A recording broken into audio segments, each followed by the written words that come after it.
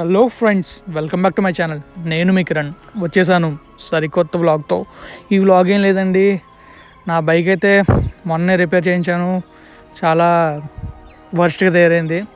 So సర్వీస్కి ఇచ్చి front breaks, back breaks, ఇంకా జనరల్ సర్వీస్ అండ్ ఇంకా కొన్ని చేయించాను అనమాట. అదే ఈ వ్లాగ్.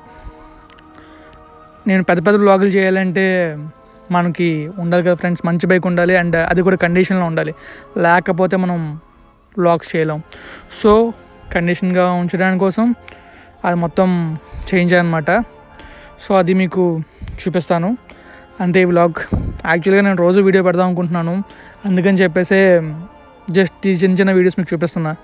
బట్ వెయిట్ చేయండి, మీకోసం చాలా పెద్ద వ్లాగ్ చేయబోతున్నా, చేస్తాను కూడా.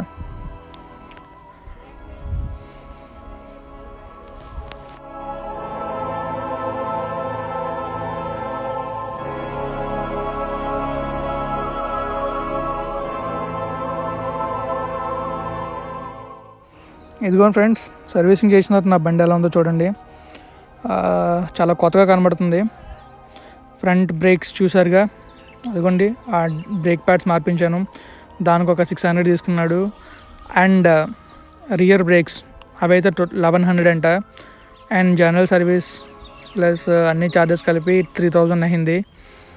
ఇది లాస్ట్ టైం నేను చేయించినప్పుడు 3000 అయిందండి దగ్గర. అండ్ మళ్ళీ కూడా నాకు 3000 అయింది.